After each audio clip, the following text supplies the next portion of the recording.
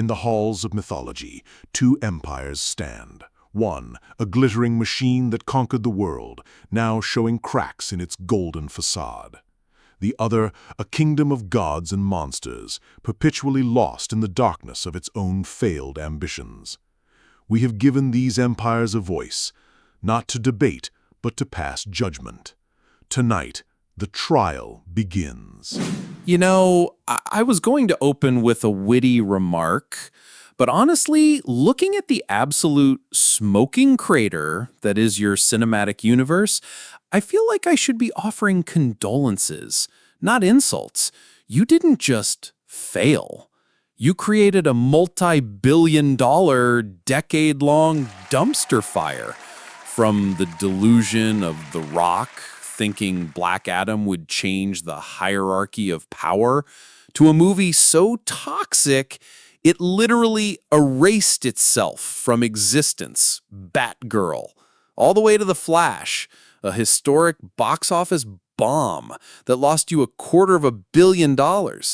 You don't make movies, you create tax write-offs. Condolences? A shallow sentiment from a man whose entire Phase 4 was a creative graveyard. Let's talk about craters, Tony. Let's talk about Ant-Man and the Wasp: Quantumania, a film with special effects so laughably bad it became a meme. Let's talk about Secret Invasion, a show so universally despised it holds the record for your worst-rated project ever. Let's talk about the Marvels failing to break even. Your empire isn't cracking, it's rotting from the inside out, collapsing under the weight of its own soulless, focus-grouped slurry. We experimented. We took risks. Sometimes they don't land. That's the price of innovation. You don't even have a stable reality to experiment in. Your vision changes with every new executive that walks through the door. One day it's the SnyderVerse, a dark, miserable slog that even your fans have to campaign for years to see properly. The next, it's a soft reboot with a vampire playing your hero. Now, it's a complete reset under James Gunn. You have no identity. You have a collection of expensive failed concepts. We have an identity. It's called artistic integrity, a concept you abandoned after 2019. We allow directors to have a vision, even when it's divisive.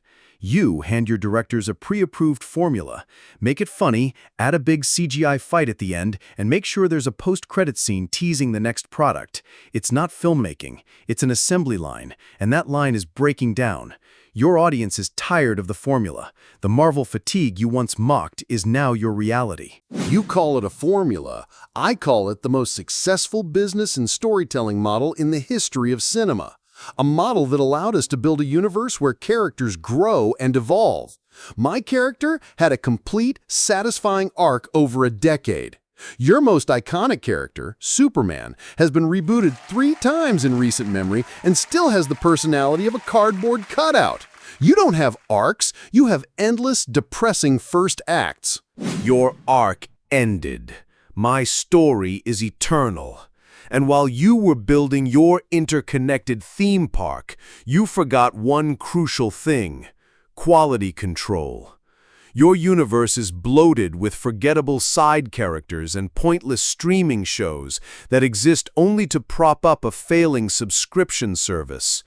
We may have stumbled, but we stumble in pursuit of greatness.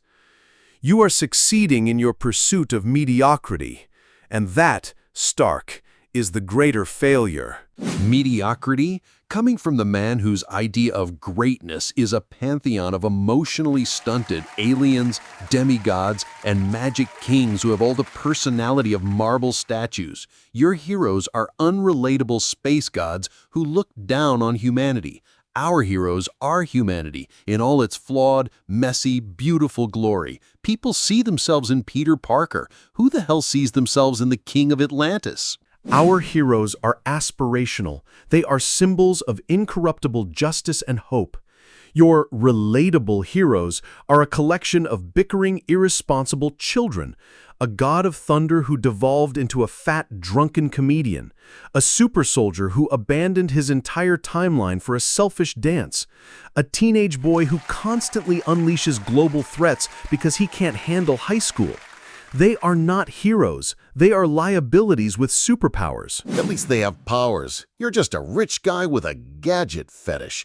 And let's talk about those symbols. Your cinematic strategy for villains is, what if we made the Joker again? Or you give the world Jesse Eisenberg's Lex Luthor squeaking about peach tea and jars of pee. It's pathetic.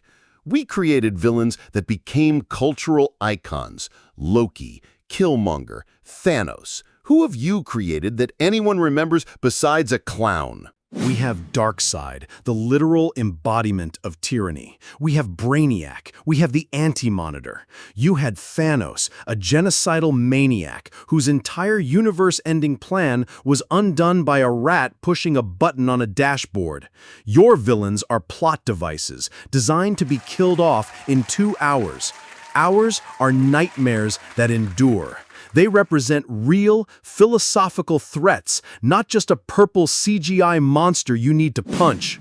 You want to talk about real threats? Let's talk about Ultron, a threat I created, yes, a mistake I made trying to protect the world, a mistake I fixed. What about your greatest creation, the Joker? A villain you refuse to eliminate. How many hundreds, how many thousands have died because of your selfish, narcissistic, one rule? Your moral code isn't a symbol of hope. It's a revolving door for mass murderers. You don't save anyone. You just perpetuate the cycle to make yourself feel righteous. And you are the one to lecture me on consequences? The blood from my crusade is on my hands alone. The blood from yours is on the entire world's. You built your family's fortune selling weapons of death. Your heroism was an overcorrection, a desperate attempt to whitewash a lifetime of profiting from war. My trauma created a protector for the innocent. Your ego created a global extinction event that you barely contained. Every death Ultron caused is a direct result of your hubris. That is your legacy, not the snap.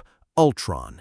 My legacy is that I saved the universe, period. I looked the devil in the eye and didn't blink. I made the sacrifice play. You can't even make the hard choice for your own city. You are a myth that accomplishes nothing, a ghost story parents tell their children. I was a man who built a better world. We give people fun. We give them hope. We give them heroes who look and feel like them. You give them darkness and gods who judge and a city that is never, ever saved. You give them a distraction, a theme park ride, a fleeting sugar rush before the next product is announced.